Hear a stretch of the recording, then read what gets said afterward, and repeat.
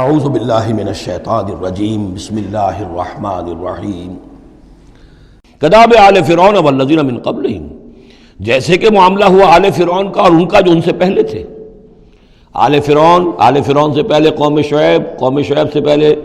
صدوم اور عمورہ کی بستیاں، ان سے پہلے قوم سمود، ان سے پہلے قوم عاد، ان سے پہلے قوم نوح۔ یہ ہم سورہ اعراف کے اندر یہ ساری چیزیں پڑھ کر آئے۔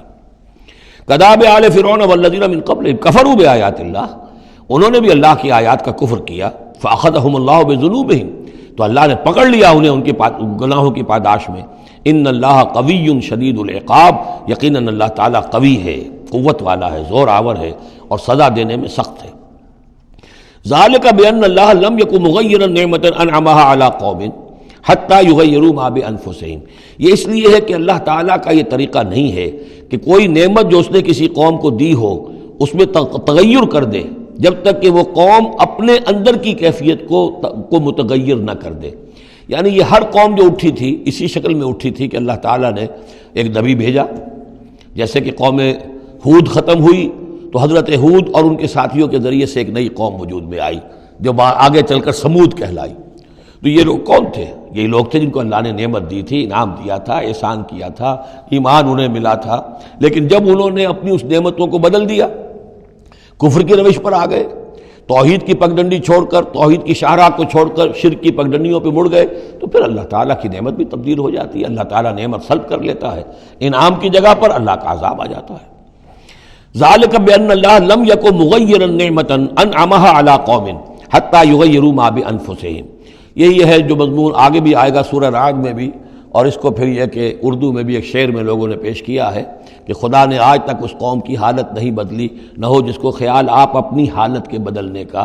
قوموں کے اپنے اندر کے حالات بدلتے ہیں تو پھر تقدیر بدلتی ہے، صرف خواہش سے، وشفل تھنکنگ سے، امانی سے کوئی بات نہیں ہوا کرتی۔ اور قوم ظاہر بات ہے کہ افراد پر مشتمل ہوتی ہے، پہلے کچھ افراد بدلیں گے، ان کے اندر قلب ماہیت ہوگی، ان کا باطن بدلے گا، ان کی سوچ، ان کے نظریات، ان کے خیالات، ان کے مقاصد، ان کی دلچسپیاں، ان کی امنگیں تبدیل ہو جائیں گی۔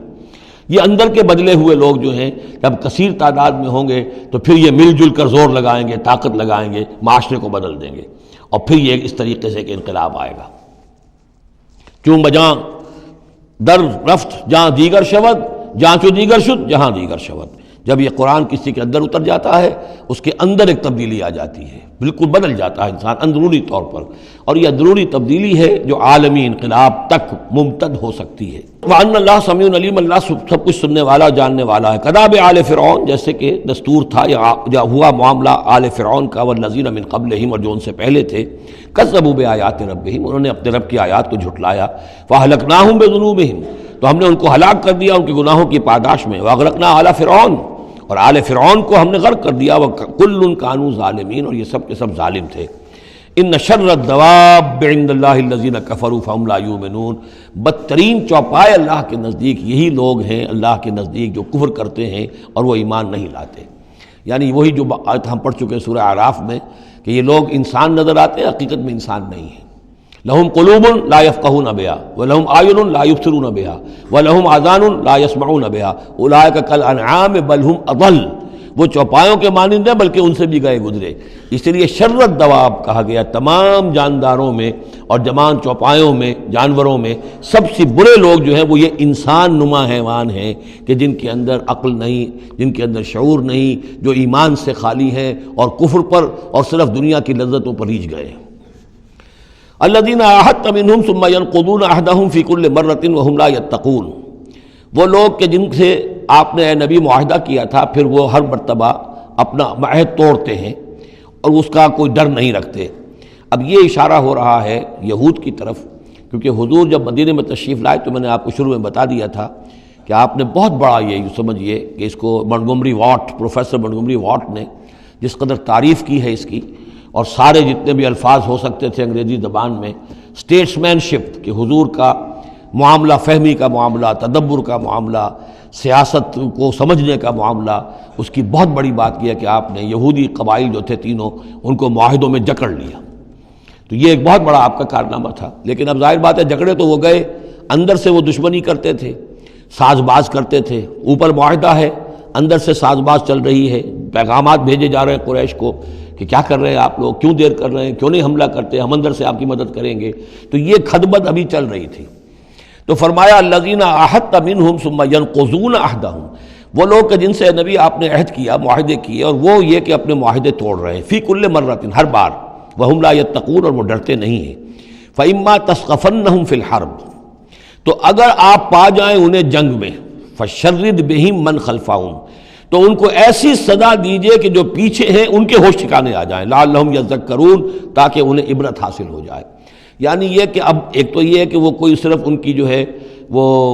وہاں سے خطوط جا آ رہے ہیں، پیغام رسانی ہو رہی ہے، لیکن کہیں اگر ان میں اس کا کوئی شخص جنگ میں بھی پکڑا جائے، واقعتاً وہ جنگ میں شریک ہو جائے، قریش کی طرف سے آ جائے اور پکڑا جائے، تو پھر اس کو وہ سزا دیجئے کہ جو ایک کی سزا جو ہے وہ سینکڑوں کے ہوش ٹھکانے کر دے. یہ ہے مطلب. وَإِمَّا تَثْقَفَنَّهُمْ فِي الْحَرْبِ فَشَرِّدْ بِهِمْ، ایسی سزا ان کو دیجئے من خلفہم، کے جو ان سے پیچھے ہیں ان کے بھی ہوش ٹھکانے ہو جائیں، لعلہم یذکرون، شاید کہ پھر وہ نصیحت پکڑ لیں. وَإِمَّا تَخَافَنَّ مِنْ قَوْمٍ خِيَانَةً، اور اگر آپ کسی کو قومی سطح پر اندیشہ ہو جائے آپ کو کسی سے کہ وہ خیانت پر اتر آئی ہے، یعنی ایک ہے انڈیویجول ایکٹس، بنو قریظہ کا کوئی شخص ہے جو کام کر رہا ہے، بنو قریظہ کا سردار کہے گا صاحب مجھے کیا معلوم، یہ ایک شخص کا انڈیویجول معاملہ ہے، اس نے کوئی خط لکھ دیا ہوگا قریش کو یا کوئی سلسلہ جرمانی کیا ہوگا، لیکن یہ ہمارا اجتماعی معاملہ نہیں ہے، ہم معاہدے کے پابند ہیں. بنو قینقاع کا کوئی شخص ہے، اس نے کر دیا، تو اس کے لیے تو پہلا حکم آ گیا. وہ کہیں اگر مل جائے، جنگ میں مل جائے، کیونکہ ویسے تو اسے ہاتھ نہیں لگا سکتے، معاہدہ ہے ان کے ساتھ، تو معاہدہ ہے، اس کو کیا سزا دیں گے، لیکن یہ کہ جنگ میں کہیں آ جائے، اتنی جرأت کر جائے، تو پھر اس کو وہ سخت سزا دیجیے گا کہ جو پیچھے بیٹھے ہوئے ہیں، جو ڈورے ہلا رہے ہیں، تارے ہلا رہے ہیں، ان کو بھی ہوش ٹھکانے آ جائے. لیکن یہ کہ اگر آپ کو اندیشہ ہو جائے کہ کوئی قبیلہ جو ہے وہ خلاف ورزی کرنے پر اتر آیا ہے، خیانت کرنے پر اتر آیا ہے، وَإِمَّا تَخَافَنَّ مِنْ قَوْمٍ خِيَانَةً، کسی کی طرف سے خیانت کا آپ کو اندیشہ ہی ہو جائے، فَانبِذْ إِلَيْهِمْ عَلَىٰ سَوَاءٍ، تو پھر پھینک دیجئے ان کی طرف کھلم کھلا، یعنی پھر معاہدے کو ایبروگیٹ کیجئے، کہہ دیجئے کہ آج سے ہمارا کوئی معاہدہ نہیں. یہ نہیں ہے کہ معاہدہ بھی قائم رہے اور آپ ان کے خلاف اقدام بھی کر دیں، یہ صحیح نہیں.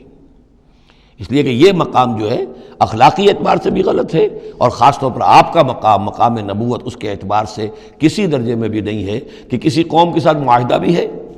آپ کو اندیشہ ہے کہ وہ خیانت کر رہے ہیں، تو آپ کھلم کھلا اعلان کر دیجئے کہ آج سے میرا اور تمہارا کوئی معاہدہ نہیں، پھر اقدام کیجئے. لیکن یہ کہ بغیر اس اعلان کے کوئی اقدام کرنا ان کے خلاف، یہ در حقیقت اللہ تعالیٰ جو اخلاق چاہتا ہے اہل ایمان کے، اس کے منافی ہے. وَإِمَّا تَخَافَنَّ مِنْ قَوْمٍ خِيَانَةً فَانبِذْ إِلَيْهِمْ عَلَىٰ سَوَاءٍ. اصل میں یہی وہ بات تھی جس کے حوالے سے مولانا مودودی مرحوم نے 1948 میں یہ جو جہاد کشمیر اس وقت ہو رہا تھا اس کے بارے میں رائے ظاہر کی تھی کہ ہندوستان کے ساتھ ہمارے سفارتی تعلقات ہیں، بھارت کے ساتھ ہمارا سارا معاملہ معاہدات کے اوپر چل رہا ہے،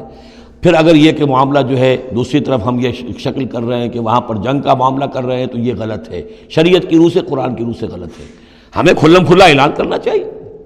جو بھی ہو اللہ تعالیٰ پر بھروسہ رکھنا چاہیے، کھل کر سامنے آنا چاہیے.